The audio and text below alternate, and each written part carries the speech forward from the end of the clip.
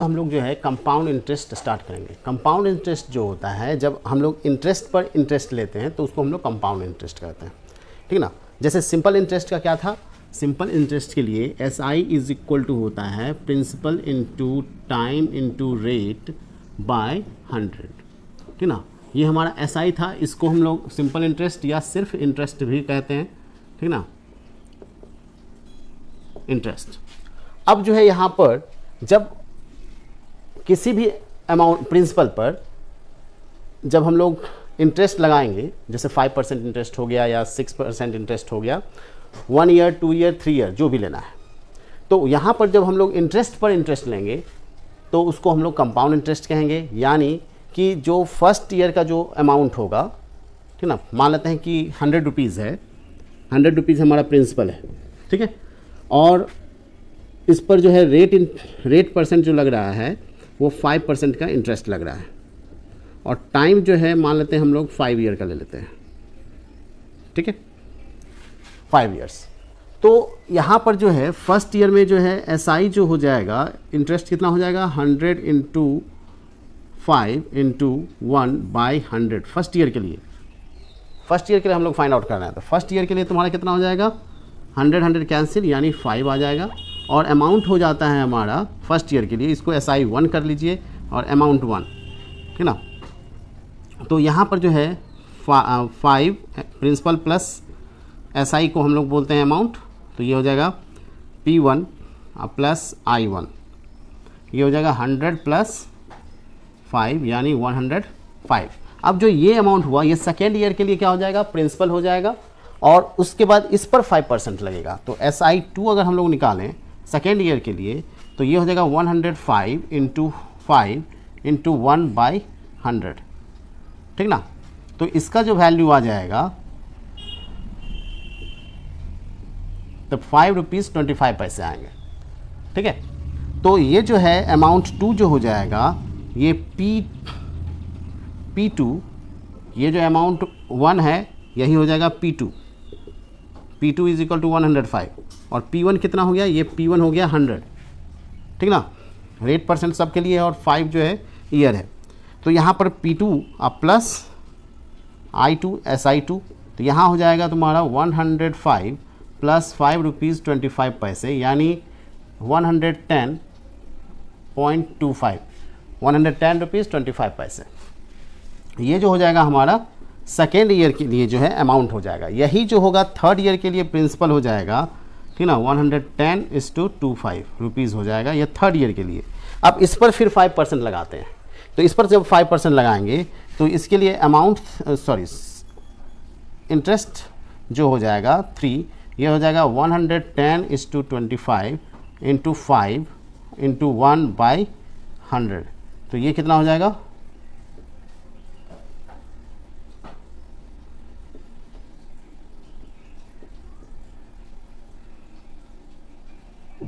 5 rupees 51 पैसे 25 पैसे 5.5125, ये आ जाएगा इतना, ठीक है। तो इसका जो वैल्यू आ जाएगा अमाउंट 3, ये हो जाएगा 110.25 प्लस 5.5125 इज इक्वल टू 25 और 5 5 10 0 21314 और इधर 5 1 1 115.4025। हम ज़्यादा राउंड फिगर ले रहे हैं ताकि एक्यूरेसी ज़्यादा आए, ठीक ना।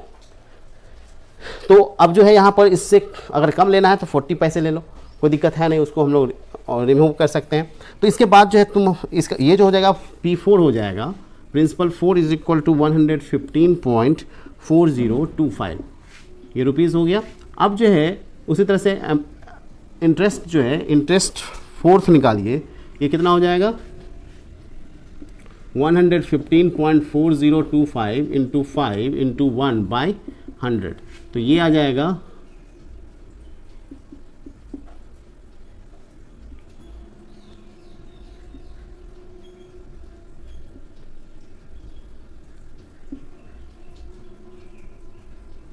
5 रुपीज़ 77 पैसे। तो इसको हम लोग रिमूव कर सकते हैं, ठीक है। तो 5 रुपीज़ 77 पैसे आए ये रुपीज़ में, तो यहाँ पर अमाउंट 5 जो हो जाएगा वो हो जाएगा 115.4025 प्लस 5 रुपीज़ 77 पैसे। तो इसको भी हटा दीजिए, कोई दिक्कत नहीं है। 121.17 रुपीज़ आ जाएगा। तो यहाँ पर देखोगे कि फर्स्ट ईयर में हमारा जो आ गया फर्स्ट प्रिंसिपल हमारा था कितना 100। फर्स्ट ईयर का एसआई जो आया हम लोगों का 5 रुपीज़ आया, 5 रुपीज़ आया। उसके बाद जो है P2 जो है हमारा सेकेंड ईयर का जो है प्रिंसिपल वो हो जाएगा कितना 105। 1 ईयर, 2 ईयर, ठीक है, 3 ईयर और 4th ईयर हमने निकाला, ठीक ना। और अमाउंट 5th ईयर के लिए यहाँ आ जाएगा अमाउंट। तो 5th ईयर के लिए निकाले, ठीक ना। तो यहाँ पर ये प्रिंसिपल हो जाएगा तुम्हारे कितना P5 इज इक्वल टू 121.17। फिर जो है इसका निकाल लोगे तो तुम्हारा कितना आ जाएगा SI इंटरेस्ट जो है 5। तो ये कितना हो जाएगा 121.17 इंटू 5 इंटू 1/100। 5 और 5 2 ज़ा 10, 1 5 1 5 1 5 1 6। तो हो जाएगा इतना 6 रुपीज़ 6.06 इतना आ जाएगा। अब जो है अमाउंट 6 जो हो जाएगा 121.17 प्लस 6.06 6 7 13 1 1 1 2 और 6 1 7 2 1। तो 127.23 रुपीज़ आ जाएगा हमारा अमाउंट। और यही जो है तुम्हारा इंटरेस्ट पर इंटरेस्ट इस तरह से सीक्वेंस में अगर लगता जाएगा तो यह जो है हमारा आ जाएगा क्या कंपाउंड इंटरेस्ट। इसी को हम लोग क्या बोलते हैं कंपाउंड इंटरेस्ट जो फाइनल लगा, ठीक ना। लेकिन ये तो बहुत लॉन्ग मेथड हो जाएगा। इस लॉन्ग मेथड को शॉर्ट करने के लिए कंपाउंड इंटरेस्ट में कुछ फार्मूले भी होते हैं जिसको कि हम लोग अमाउंट इज इक्वल टू हो जाता है principal into 1 plus R/100 to the power n। ये जो है n नंबर ऑफ पीरियड कहलाता है, ठीक ना, यानी टाइम के लिए यूज़ किया जा सकता है। ये पीरियड इसलिए लिख रहे हैं कि अगर इंटरेस्ट जो है हाफ ईयरली हो, कंपाउंडेड हाफ ईयरली हो या फिर ईयरली हो या क्वार्टरली हो तो उसके बेस पर नंबर n का वैल्यू जो है चेंज कर जाएगा। जैसे मान लेते हैं ये अगर ईयरली हो, for if rate of interest is yearly, अगर ईयरली होगा, ठीक ना, तो r जो स्मॉल r है वो R% ही रह जाएगा, ठीक ना। यहाँ r लिए हैं, ये R% ही रह जाएगा और n का वैल्यू 1 हो जाएगा, 1 ईयर के लिए 1 हो जाएगा, ठीक है। और तब फार्मूला जो है उसी के बेस पर वर्क करेगा। तो amount is equal to P into 1 plus R/100 to the power 1। ये 1 ईयर के लिए है। अगर मान लेते हैं कि इफ रेट ऑफ इंटरेस्ट जो है rate of interest is half yearly,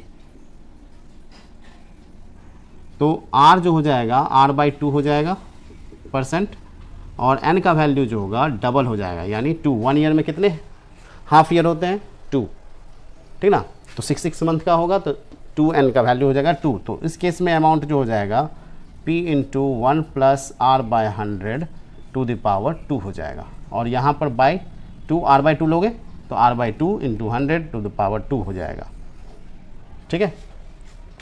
अब अगर मान लेते हैं क्वार्टरली बात करें, ठीक ना, if rate of interest is quarterly, तो R का वैल्यू जो हो जाएगा R/4% हो जाएगा और n का वैल्यू जो होगा 4 हो जाएगा, ठीक ना, क्लियर है। तो यहाँ पर जो है तब हो जाएगा amount is equal to principal into 1 plus R/4 into 100% to the power 4, ठीक ना। तो ये याद रखना है कि जब हम लोगों को रेट ऑफ इंटरेस्ट किस टाइप से दिया हुआ है, अगर हाफ ईयरली दिया है, क्वार्टरली दिया है, तब ये होगा। अब क्या हो कि यदि एवरी ईयर के लिए, हर साल के लिए जो है, जैसे फर्स्ट ईयर में मान लेते हैं 3% हो, सेकेंड ईयर में 4% हो और थर्ड ईयर में 5% हो, अलग अलग परसेंट है, तब कैसे होगा, ठीक ना। If different rate of interest is for different year,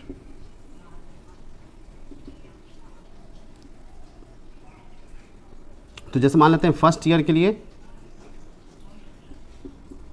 year के लिए जो है, मतलब डायरेक्ट कर लेते हैं, R1 जो है मान लेते हैं 5% है, सेकेंड ईयर के लिए R2 मान लेते हैं, R2 जो है हमारा 6% है, और थर्ड ईयर के लिए मान लेते हैं R3 जो है यहाँ हमारा 4% है। तो क्या हो जाएगा, amount is equal to P into 1 plus R1 by 100 into 1 plus R2 by 100 into 1 plus R3 by 100। जो भी रेट ऑफ इंटरेस्ट होगा वो हम लोग पुटअप कर देंगे, अलग अलग ईयर के लिए अलग अलग। लेकिन अगर मान लेते हैं कि क्या हो, जैसे पॉपुलेशन हो या फिर मशीन हो, इसमें जो होता है कभी कभी क्या होता है कि रेट पॉपुलेशन कभी बढ़ भी जाता है और घट भी जाता है, और उसी तरह से किसी भी प्रोडक्ट का जो है रेट कभी बढ़ता है कभी घटता है। अगर डिप्रिसिएशन हो रहा है तो माइनस लेंगे, अगर इंक्रीज कर रहा है तो प्लस लेंगे, ठीक है। और उसी तरह से जो है, अगर मान लेते हैं किसी प्लेस का पॉपुलेशन अगर बढ़ रहा हो तो प्लस लेंगे, और अगर घट रहा हो तो क्या करेंगे, माइनस लेंगे। जैसे फॉर पॉपुलेशन के लिए हम लोग बात करें, फॉर पॉपुलेशन तो amount is equal to Q, यानी जो भी प्रिंसिपल, मान लो प्रिंसिपल ही ले लेते हैं, क्या दिक्कत है, प्रिंसिपल जो भी नंबर रहेगा, और 1 प्लस R बाई 100, जिस रेट से भी बढ़ रहा हो वो। और अगर मान लेते हैं कि एक से ज़्यादा ईयर के लिए है, अगर घट भी रहा हो तो तुम्हारा जो पहले तो यही कॉमन फार्मूला हो जाएगा, और अगर घट रहा होगा तो 1 माइनस R, ये R1 मान लेते हैं, R2 बाई 100, ठीक ना। तो इस टाइप से जो है, अगर ये फर्स्ट ईयर में बढ़ रहा हो, सेकेंड ईयर में घट रहा हो, तो हमारा ये हो जाएगा, ठीक है ना। और भी ज़्यादा हो सकता है, कोई दिक्कत नहीं है। उसी तरह से मशीन के लिए भी आपको इसी तरह से जो है क्वेश्चंस में सॉल्व करने का, अगर इंक्रीज करेगा तो प्लस ले लीजिएगा, अगर डिक्रीज करेगा, डिप्रिसिएशन होगा रेट का, घटेगा तो आप माइनस ले लीजिएगा, ठीक है ना। इस क्वेश्चन को देखेंगे कि find the amount and the compound interest on ₹2500 for 2 years at 10% per annum compounded annually.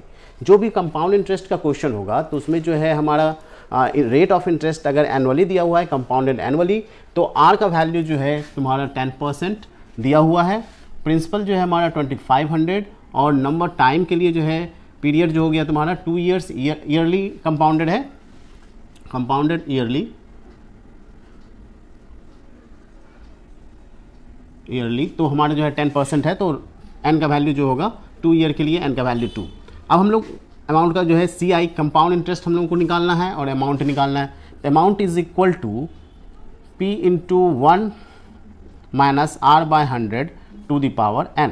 तो प्रिंसिपल हमारा 2500 और into 1 plus rate of interest 10 by 100 to the power 2, 0 0 cancel हो जाएगा, और ये हो जाएगा तुम्हारा, यहाँ एलसीएम लेंगे तो हो जाएगा 10 प्लस 1 11/10, तो हम लोग लिख सकते हैं 2500 इंटू 11/10, स्क्वायर है तो 2 टाइम्स लिखेंगे 10, 0 0 कैंसिल कर लीजिए। इसको मल्टीप्लाई करेंगे तो 11 11 जा 121, और 121 को 25 से, 25 1 जा 25, 25 2 जा 50 प्लस 2 52, 5 25 1 जा 25 और 30, 3025 रुपीज़ आएगा ये अमाउंट। तो CI जो है कंपाउंड इंटरेस्ट जो हो जाएगा हमारा हो जाएगा amount minus principal, means 3025 minus 2500, तो हो जाएगा 525 आंसर। तो ये हमारा अमाउंट आ जाएगा आंसर, और ये हमारा CI आ जाएगा।